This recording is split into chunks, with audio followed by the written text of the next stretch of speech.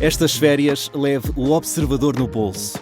Na praia, no campo ou entre viagens, acompanhe toda a atualidade sem limites.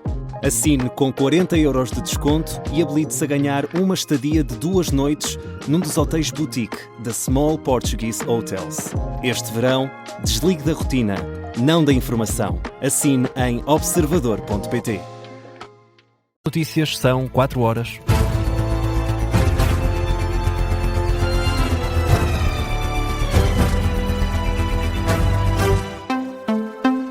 Jornal das 4, com a edição do Miguel Viterbo Dias. Os diretores das escolas rejeitam uma subida significativa dos pedidos de reapreciação dos exames nacionais. Notam apenas um ligeiro aumento, é o que revela o presidente da Associação Nacional de Diretores de Agrupamentos e Escolas Públicas, a agência Lusa. Filinto Lima diz que o número de pedidos é muito próximo aos do ano passado ou apenas ligeiramente superior. Os alunos dispõem de 2 dias úteis a partir do momento em que consultam a prova para pedir a reapreciação. A maioria recebeu os exames durante o fim de semana, mas há ainda alunos sem classificação atribuída ou sem acesso às provas. Para esses, o prazo está ainda a contar. Tanto o gabinete do Ministro da Educação como o Educa foram questionados sobre estes pedidos de reapreciação, mas até ao momento não deram quaisquer respostas.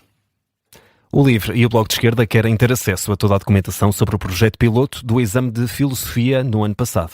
E a Iniciativa Liberal quer ainda ouvir o atual e o antigo presidente do Júri Nacional de Exames. O LIVRE pediu hoje todo o acesso à informação escrita sobre o projeto piloto de digitalização das provas nacionais.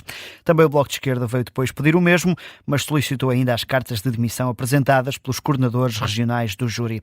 Já a Iniciativa Liberal pediu uma audição urgente do atual presidente do Júri, mas também do antecessor, Luís Duque Almeida, que deixou várias críticas ao Ministro da Educação. A Iniciativa Liberal já tinha dado entrada de um pedido para que fosse enviado ao Parlamento toda a documentação entre o Governo, e a IAV e o Júri Nacional de Exames sobre o projeto piloto do ano letivo anterior. Destaque também para a saúde. O bastonário da Ordem dos Médicos garante que este verão há menos urgências a fechar. Carlos Cortes diz que houve um esforço para que a situação não fosse igual à do ano passado. Ainda assim avisa que é preciso esperar para ver se tudo se cumpre. Eu nunca previ que o verão ia ser um verão onde as coisas corressem bem. Nós temos que aguardar para ver aquilo que irá acontecer.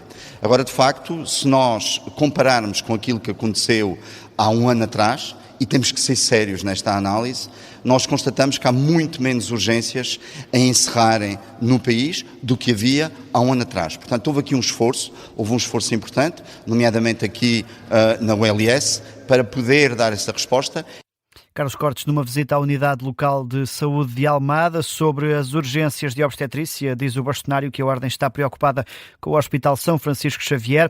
Já sobre o Garcia de Horta, diz que para já não há indicação de que as urgências de ginecologia e obstetrícia venham a encerrar durante o verão.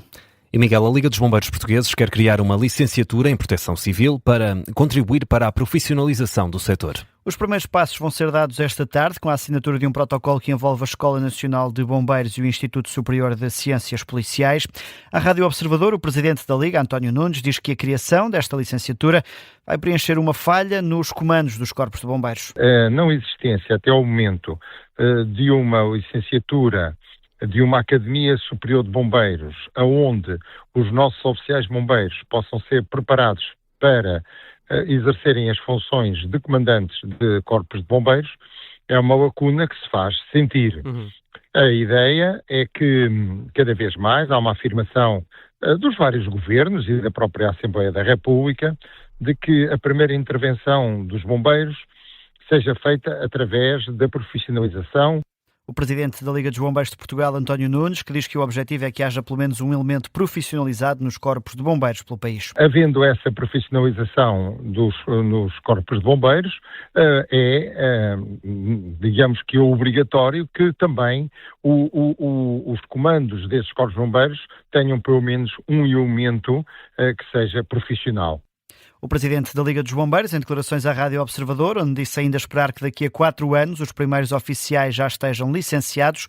António Nunes, que recusou comentar as polémicas em torno do Ministro da Administração Interna, Luís Neves. E Miguel, passam agora 4 minutos das 4 da tarde. Começam a esta hora as cerimónias fúnebres do músico Luís Represas. Na Basílica da Estrela, em Lisboa, arranca a esta hora o velório de Luís Represas, que morreu ontem aos 69 anos, vítima de doença prolongada. Foram várias as reações à morte do fundador do Estrovante, que vai ser homenageado hoje durante o dia. Na Basílica da Estrela está o jornalista Ricardo Lopes. Ricardo, espera-se a passagem de várias figuras do mundo da música durante a tarde.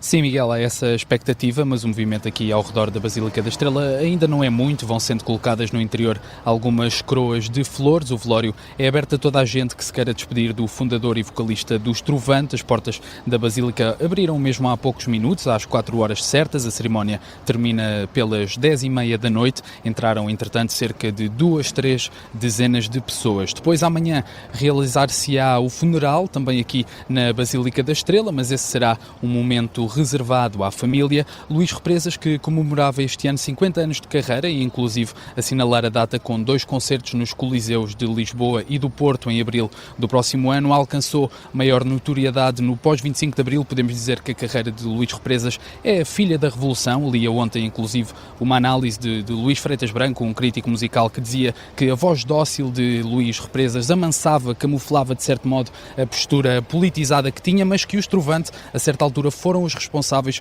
por manter viva a canção política no pós-25 de abril. Tem esse peso político também pelo seu papel na independência de Timor-Leste, daí também as inúmeras reações, como referias, de políticos que ontem sublinhavam exatamente esse percurso importante do cantor. Mais recentemente, os Estrovante regressaram aos grandes palcos do país, com salas esgotadas, o que diz muito desta incrível longevidade do grupo. O público que seguiu a música recebeu então ontem em choque a notícia do falecimento. Luís Represas morreu ontem aos 69 anos, como davas conta, vítima de cancro do pulmão, algo que foi mantendo também em segredo mesmo para os seus amigos mais próximos. Como ouvimos, há algumas personalidades da indústria da música referir isso mesmo ontem na emissão especial que tivemos aqui na Rádio Observador.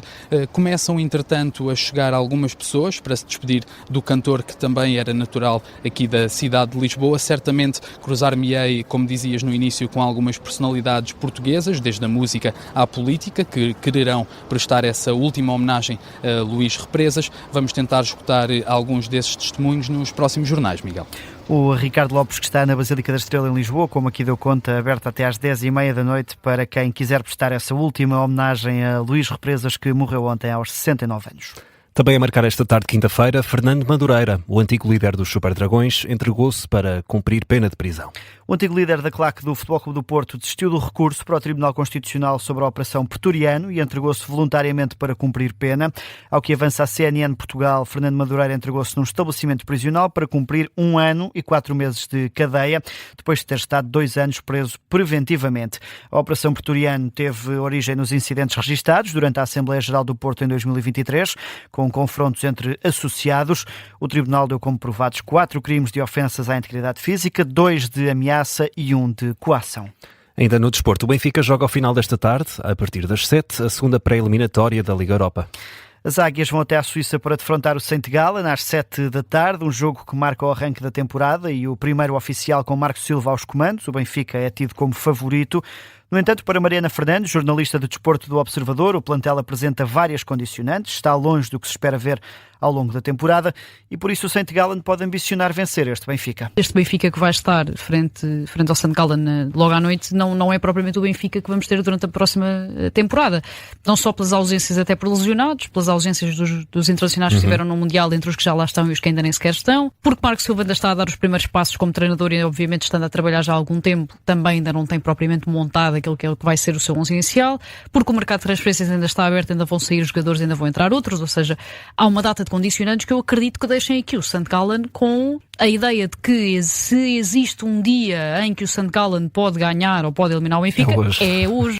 A análise de Mariana Fernandes, que apesar de todas estas condicionantes, sublinha que o adversário é teoricamente acessível. A emissão especial da Rádio Observador começa quando faltarem 15 minutos para as 7. O relato começa a partir dessa hora. Para já, Miguel, Passam 8 minutos das 4. Vamos a outras notícias em destaque a esta hora. O Banco Central Europeu decidiu não mexer nas taxas de juros. A taxa diretora mantém-se assim inalterada nos 2,25%. O BCE diz que com a decisão de hoje continua bem posicionado para navegar na incerteza causada pelo conflito no Médio Oriente e explica que, apesar da volatilidade dos preços da energia, estes ainda estão próximos das projeções do Banco Central. Apesar da manutenção, na reunião de hoje, os analistas admitem que o BCE pode vir a rever os juros já depois do verão, na reunião de setembro. No Médio Oriente, Donald Trump avança na rede social Truth Social que o acordo de urânio entre os Estados Unidos e a Arábia Saudita, previsto para esta semana, está a avançar, mas depende do reconhecimento de Israel pelo país árabe. A Arábia Saudita deve assim normalizar as relações diplomáticas com Israel, de acordo com os acordos de Abraão, antes de oficializar esta parceria que poderá dar a capacidade ao país árabe de enriquecer as reservas de urânio para o programa nuclear civil. Donald Trump garante que o acordo com a Arábia Saudita tem apenas fins civis e não militares. O primeiro-ministro israelita já reagiu a esta condição do acordo, diz que seria um passo histórico a Arábia Saudita juntar-se aos acordos de Abraão, seria um passo histórico em direção à paz. No ténis, no Estoril Open, Jaime Faria consegue o acesso aos quartos de final, venceu Gonzalo Bueno por 6-2 e 6-4, é assim o segundo português nos quartos de final deste que é o único torneio nacional do circuito ATP. Junta-se a Tiago Torres. Os dois devem jogar amanhã neste torneio no Clube de Ténis do Estoril. Ponto final no Jornal das 4 com o Miguel Viterbo Dias.